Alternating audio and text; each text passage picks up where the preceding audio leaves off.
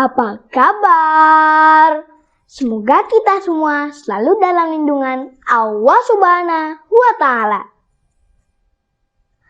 Teman-teman, di era globalisasi ini, siapa sih yang tidak tahu A, B, C, D? Sayangnya kita malah tidak paham dengan aksara Jawa. Padahal Hana caraka data sawala pada jayanya maka patanga. Aksara Jawa warisan budaya diulang utama, ayo podo lestarekno. Jadi jangan karena kita mengikuti perkembangan zaman, lantas lupa dengan budaya kita sendiri. Oke teman-teman.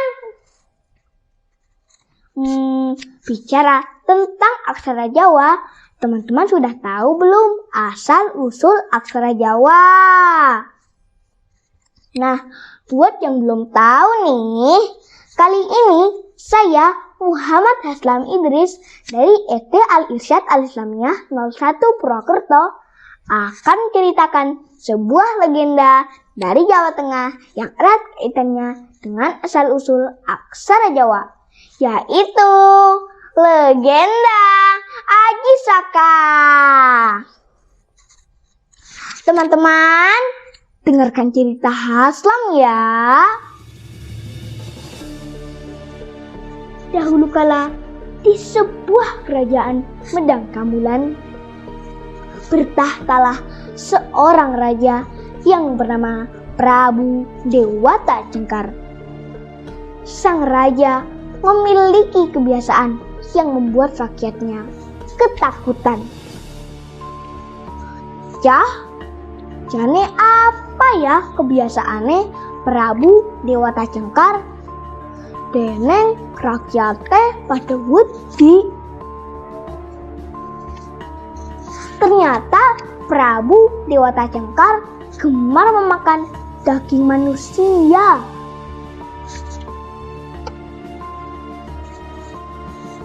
Sementara itu, di suatu tempat yang jauh, ada seorang pendekar sakti dan baik hati bernama Aji Saka.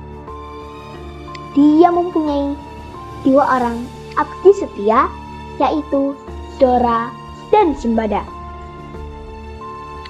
Pada suatu hari, berita tentang kekejaman Prabu Dewata Cengkar sampai ke telinga Aji Saka.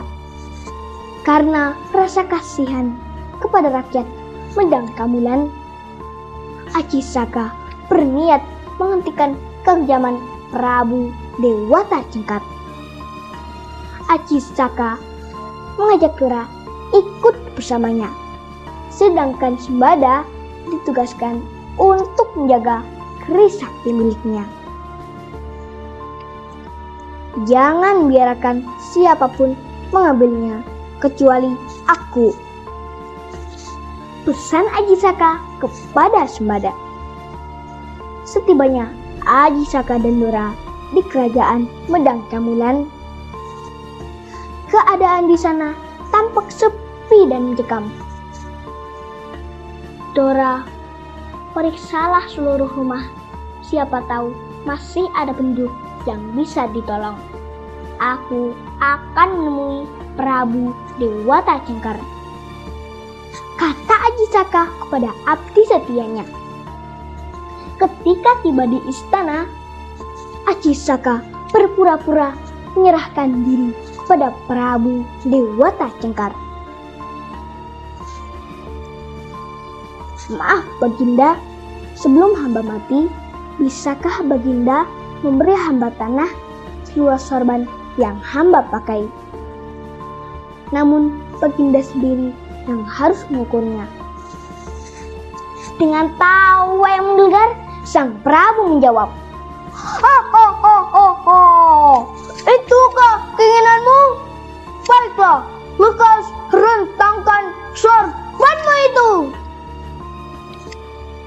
sorban Aji Saka pun digelar. Namun tidak ada yang menduga bahwa sorban itu sangatlah panjang. Semakin lama semakin terulur seperti tidak ada ujungnya. Kain macam apa ini? Prabu Dewata Cengkar terus menarik sorban milik Aji Saka.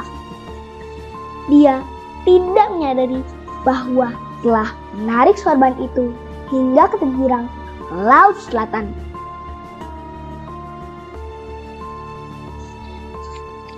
Dan dengan kesaktiannya, Aji Saka menyentakkan ujung sorban yang ia pegang, sehingga Prabu Dewata Cengkar terpental ke laut.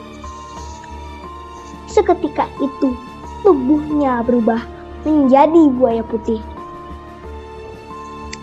Karena engkau gemar memakan manusia, lebih baik menjadi buaya dan tinggal di laut, ucap Aji Saka.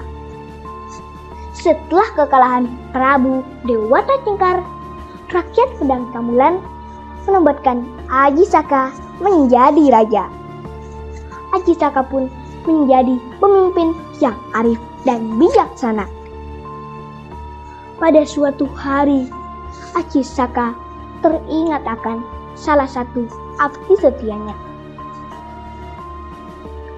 Dora, jemputlah Sembada dan katakan padanya untuk membawa serta keris yang kutitipkan. Dora segera menjemput Sembada. Ketika mereka bertemu, keduanya berbincang-bincang untuk melepas rindu. Setelah itu, Dora menyampaikan pesan Aji Saka untuk membawa keris pusakanya. Maaf Dora, bukannya aku tidak percaya padamu. Aku hanya melaksanakan pesan Aji Saka. Kedua abdi tersebut beradu mulut, bersikukuh kepada amanat yang mereka emban. Sampai akhirnya terjadilah pertumpahan darah. Di istana, Aji Saka yang sedang menunggu kedatangan abdi setianya diliputi rasa khawatir. Ia mempunyai firasat buruk hingga memutuskan untuk menyusul mereka dan mencari tahu apa yang terjadi. Setibanya di sana, Aji Saka terkejut mendapati keduanya telah tewas. Ia bersimpuh di antara jasad Dora dan Sembada. Hana caraka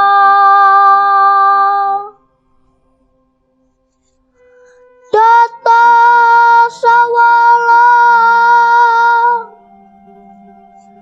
pada jayanya maka potongan. Aji Saka merasa bersalah atas kehilafannya, sehingga terjadi kesalahpahaman di antara keduanya. Untuk mengenang kesetiaan kedua abdinya, Aji Saka menciptakan sebuah puisi yang memiliki panggram sempurna dan menjadi aksara Jawa yang dikenal dengan istilah carakan. Nah teman-teman, pesan moral di cerita ini adalah menolong orang yang lemah dan teraniaya merupakan perbuatan terpuji. Dan kita harus menjaga amanah ya, tapi jangan sampai lupa, karena bisa menjadi masalah di kemudian hari. Demikian legenda Aji Saka. Semoga bermanfaat dan terima kasih telah menyimak cerita Haslam. Jika ada sumur di ladang, boleh saya menumpang mandi.